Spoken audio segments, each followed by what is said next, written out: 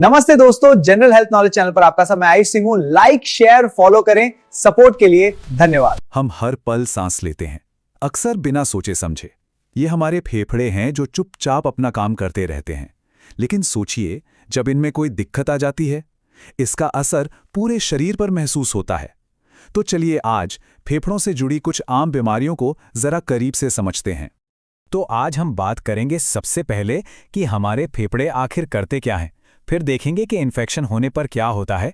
इसके बाद हम लंबी चलने वाली बीमारियों पर नज़र डालेंगे और फिर उन दिक्कतों को समझेंगे जो फेफड़ों के स्ट्रक्चर यानी उनकी बनावट से जुड़ी हैं।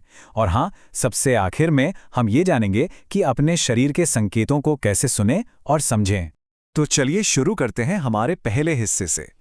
ये समझना बहुत ज़रूरी है कि स्वस्थ फेफड़े हर पल हमारे लिए क्या करते हैं। तो ये जो इन्फोग्राफिक है ना, ये आज की हमारी चर्चा का बेस है। इसमें फेफड़ों की 10 आम बीमारियों के बारे में बताया गया है, उनके कारण, उनके लक्षण, सब कुछ। अब देखिए, हम एक एक करके 10 पर तो बात नहीं करेंगे, वो बहुत लंबा हो जाएगा। लेकिन हम इसका इस्तेमाल कुछ सबसे ज़रूरी बीमारियों को समझने के लिए करेंगे। और इसे आसान बनाने के लिए मैंने इन्हें 3 ग्रुप्स में बांट दिया है ताकि समझना एकदम क्लियर हो जाए। जरा इस नंबर पर गौर कीजिए।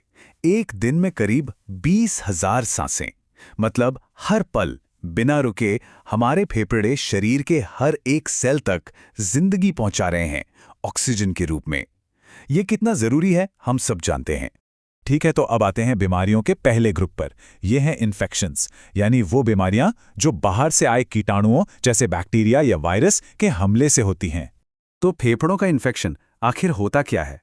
सीधी सी बात है, जब कोई बाहरी कीटाणु, चाहे वो बैक्टीरिया हो, वायरस हो या फंगस, फेफड़ों के टिश्यू में घुस जाता है तो वो वहां सूजन पैदा कर देता है। बस यही है इन बीमारियों की जड़। निमोनिया, ये नाम तो हम सबने सुना ही है। ये फेफड़ों के इन्फेक्शन का सबसे आम उदाहरण है। अब होता क्या है, इसे समझते हैं। हमारे फेफड़ों में ना लाखों छोटी छोटी हवा की थैलियां होती हैं, जिन्हें एल्वियोली कहते हैं। एक स्वस्थ फेफड़े में ये हवा से भरी होती हैं।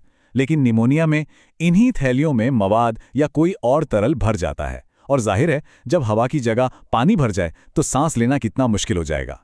तो इसके लक्षण क्या हैं? आमतौर पर तेज बुखार, कपकपी के साथ ठंड लगना और सांस लेने में तकलीफ, क्योंकि फेफड़े अपना काम यानी ऑक्सीजन लेने का काम ठीक से नहीं कर पा रहे होते। और इसकी वजह, जैसा कि हमने बात की, वही कीटाणु हैं, बैक्टीरिया, वायरस या फंगस, जो इन हवा की थैलियों पर हमला कर देते हैं। चलिए अब एक और गंभीर इन्फेक्शन की बात करते हैं, टीबी यानी ट्यूबरक्लोसिस। ये निमोनिया से थोड़ा अलग है, क्योंकि ये एक खास किस्म के बैक्टीरिया से होता है। टीबी फेफड़ों के टिश्यू को ही डैमेज करना शुरू कर देता है, जिससे फेफड़ों की काम करने की क्षमता कम हो जाती है। और इसे जो चीज़ और भी खतरनाक बनाती है वो ये है कि ये कंटेजियस है, यानी खांसने या छींकने से ये एक इंसान से दूसरे तक फैल सकता है। टीबी के लक्षण अक्सर धीरे धीरे सामने आते हैं, जैसे ऐसी खांसी जो हफ्तों तक ठीक ही ना हो, बिना किसी वजह के वजन का घटना और रात में पसीना आना। ये इसके कुछ खास संकेत हैं। तो ये तो थी इन्फेक्शन से होने वाली बीमारियां। अब हम बात करेंगे दूसरे ग्रुप की, क्रॉनिक बीमारियां। क्रॉनिक मतलब ऐसी दिक्कतें जो कुछ दिन या हफ्तों में ठीक नहीं होती। ये लंबे समय तक चलती हैं और धीरे धीरे फेफड़ों को स्थायी रूप से नुकसान पहुंचा सकती हैं। इस ग्रुप में 2 बड़ी बीमारियां हैं जिनमें लोग अक्सर कंफ्यूज हो जाते हैं, अस्थमा और सीओपीडी। देखिए, दोनों में ही सांस की नली यानी एयरवेज में प्रॉब्लम होती है। अस्थमा में क्या होता है कि एयरवेज की दीवारें सूज जाती हैं, उनमें बलगम भर जाता है और हवा का रास्ता तंग हो जाता है। लेकिन सीओपीडी में कहानी थोड़ी अलग है। यहाँ एयरवेज की दीवारें ही डैमेज होकर मोटी हो जाती हैं, जिससे हवा के आने जाने में एक परमानेंट रुकावट आ जाती है। तो फर्क क्या है? अस्थमा अक्सर किसी बाहरी चीज जैसे एलर्जी, धूल या पोलन से ट्रिगर होता है। इसके लक्षण हैं घरघराहट और सीने में जकड़न। वहीं दूसरी तरफ सीओपीडी का सबसे बड़ा कारण है लंबे समय तक स्मोकिंग करना, और इसके लक्षण लगातार खांसी और सांस लेने में स्थायी दिक्कत। इसी ग्रुप में एक और बीमारी है, पल्मोनरी फाइब्रोसिस। इसमें होता क्या है कि फेफड़ों के टिश्यू पर निशान बनने लगते हैं, स्कारिंग हो जाती है। अब सोचिए, जब किसी चीज पर स्कार बन जाते हैं तो वो सख्त हो जाती है ना।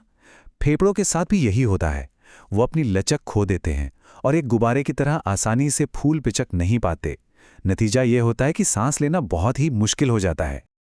और अब आते हैं हम अपने तीसरे और आखिरी ग्रुप पर, स्ट्रक्चरल प्रॉब्लम्स, यानी ऐसी समस्याएं जो फेफड़ों की बनावट, उनके फिजिकल स्ट्रक्चर से जुड़ी हैं।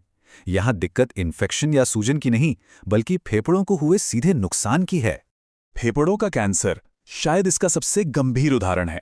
इसमें होता क्या है, फेफड़ों के अंदर कुछ सेल्स बिना किसी कंट्रोल के बढ़ने लगते हैं, और जब ये सेल्स एक जगह इकट्ठा हो जाते हैं तो एक ट्यूमर बन जाता है। ये ट्यूमर फेफड़ों के सामान्य कामकाज में सीधे सीधे दखल देता है। इसके सबसे बड़े रिस्क फैक्टर्स में स्मोकिंग और बढ़ता हुआ प्रदूषण शामिल हैं।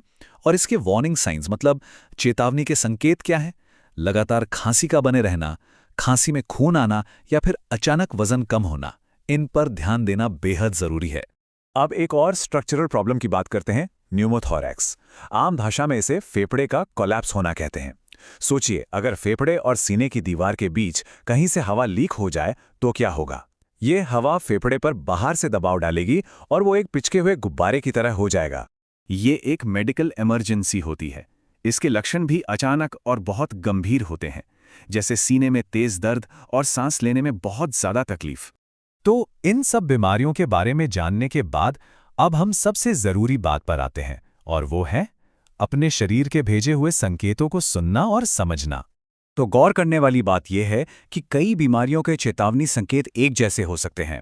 जैसे अगर खांसी 3 हफ्ते से ज्यादा हो गई है, या थोड़ी सी मेहनत करने पर भी सांस फूल जाती है, या सीने में लगातार दर्द रहता है, या फिर बिना किसी कारण के वजन घट रहा है। ये वो रेड फ्लैग्स हैं जिन्हें नजरअंदाज नहीं करना चाहिए। और यही इस पूरी बातचीत का निचोड़ है।